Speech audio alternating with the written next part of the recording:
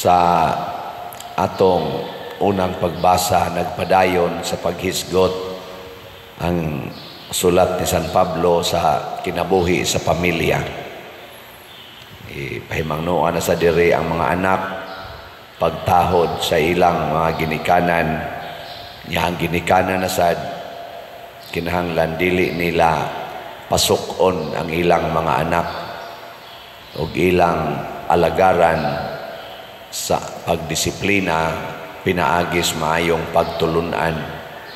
Mao say buhaton sa mga ulipon ngadto sa ilang mga agalon nga ilasang tahuron niya ang mga sugo tumanon nga malipayon niya ang mga agalon sad ilasang atimanon ang ilang mga ulipon dili daog-daogon o hulga-hulgaon.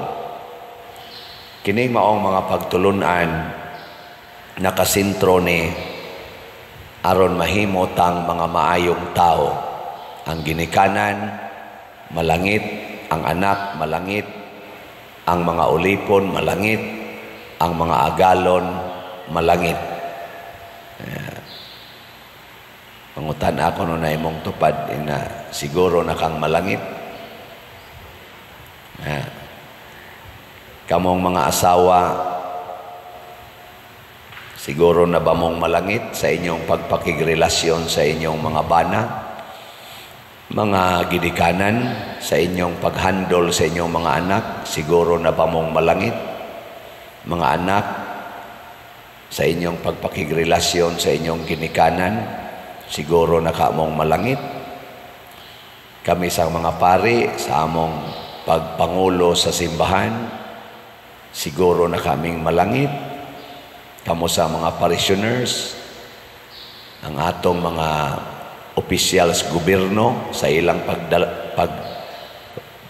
paghupot anang ilang lain-laing katungdanan sa gobyerno, gikas presidente hangtod sa barangay tanod, mga BHW, makapalangit na kananila ang ato ragyong guiding principle, tahura, higugmaa, alagari ang imong isigkatao sa paagi nga Diyos nun, dili sa paagi nga tawhanon. Kaya ang tawhanon nga paagi mualagad man tuod na anang kasuko, na ang pagpahimulos usahay kuyog yun gani, usahay o di man kanunay ang inhustisya na ang amo maugyoy haod, ang ulipon daog-daogon. Diri sa atong ebanghelyo na ako noy requirement or dili ni requirement, mao ni siya reality nga ang pagsulod sa gingharian sa Dios mao di ay ang pagsubay sa sigpit nga agianan. Pagpangutana diri, Sir Jotay Rabay Maluwas, ingos Kristo, sulod mo, paningkamot mo pagsulod sa sigpit nga pultahan, kay daghan ang musulay pero Jotay ra ang makasulod. Or daghan ang misulay apan dili makasulod. Pabor lang nis mga daot, mga bitang nagpaslim sa ko kay para di kay ta maglisod, inig takilid na to gamay sa sigpit nga pultahan, lusot dayon pero kanang dagko kay tiyan musango mo na siya. Nganong didako mang tiyan, nagpatuyang og kaon, wa gipaambit sa iyang isigkatao. Di bitaw, dili man kani atong lawas maoy muagi didto. Nga naman, kay kani manggong agianan nga gihisgutan ni Kristo nga pultahas langit, dili man ni siya ang atong physical body maoy muso didto. Si Saint Thomas Aquinas, usan as mga santos nga perting tambuka. pero nasanto gyapon siya. So sa siyag langit. Kaya mosulod ang ato mang espiritu. Nakaron unsa may naas atong espiritu sa atong kalag nga mahimong babag ang atong mga attachments dinhis kalibutan. Kini bang atong gipanghuptan, gipangangkon nga kunuhay atong mga butang, kwarta, dungog, gahom, ug labaw tanan ang atong mga sala. Mao na gani nimo tapot sa atong kalag kay di man ni madunot ang sala, di mo na madunot kanang mga kahakog, kadaw, di mo na madunot, mutapot man gina ang atong kalag, muburot kay daghan naman kay gipangutang. Inigso danas ging harias langit, masabod na muna detach, tangtanga, panangtanga gina mga attachments.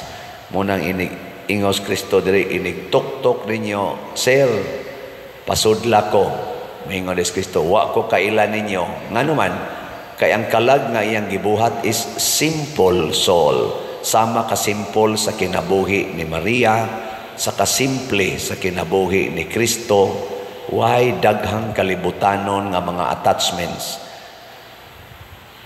Unya kung daghan na kay attachments, mga usab mga atong naong, na mga kao, napay goggles, di apa diri mga arios, mga tattoo paslawas, mga make-up, uban padaghan kay tag-attachment. Hangto na lang noon ang hitsuras atong kalag, dili na katong original. Ingno detang Kristo, wa ko kaila nimo. Kaya kada lang naong nimudaan, di na mao. Datong nato istorya no, katong ingon nga, pobre kayo, yan nangayo sa Ginoo nga madato siya. Nya sa dihang nadato na siya, nasakit. Mao to istorya or nangayo siya sa Ginoo og kadato, naghimo siyang dato. Nangayo pagid siyang taas nga kinabuhi kay siyempre dato na siya, mubog kinabuhi. Ingon Ginoo, sige, tagaan ti kag kadato, tagaan pagid ti kag another 50 years para ka mabuhi og dugay-dugay. 50 years kang magpahimo sa imong kadato. Ang una dayon niyang gibuhat, ngadto din siya sa parlor. Iya dayong gipausab, gibati-bati siyang naong, pausab daghan agud siya kwarta, pausab tanan, nabuhok, naritanan yun. Papislip, daghang kwarta, ilong gipataas, pilok gipabaw, brown, gipaputi, tanan yun, pausab, hasta lawas. Paggawas niya sa parlor, nag-atang to siyang sakyanan, kapamon siya sakyanan, atang siyang taxi, na abitay na highball nga sakyanan, nabanggaan siya, napatay siya. Patay. Mga ito pagkamatay na niya, abot siya sa langit siya. Unsa man ka Ginoo? Ko 50 ka tuig. Wa man gani ka abot 5 ka oras. Patay naman ko. Yung Ginoo, di man ka nagbarog. Sa dito gawa sa parlor. Ginoo, ikaw da ito? Awa mo ka, G. Wa na kailang Ginoo niya mo tong ang iyang naong nga gisunod ang patyonon man naigo na noon siya sa patyonon. Kani istorya ra ning Ginoon ba kanto, pero dili kaila na nato ang Ginoo. Ingon siya, pahawa kamo kay wa ko kaila ninyo. Lord, ni simba maminimo, ni kaon mi kuyog nimo, nanudlo ka dito sa among lugar, pero moingon ra gyapon Ginoo, pahawa kamong mga dautan. Mahimot ang dautan mga igsoon kung magsige na tagpangangkon dinhis kalibutan.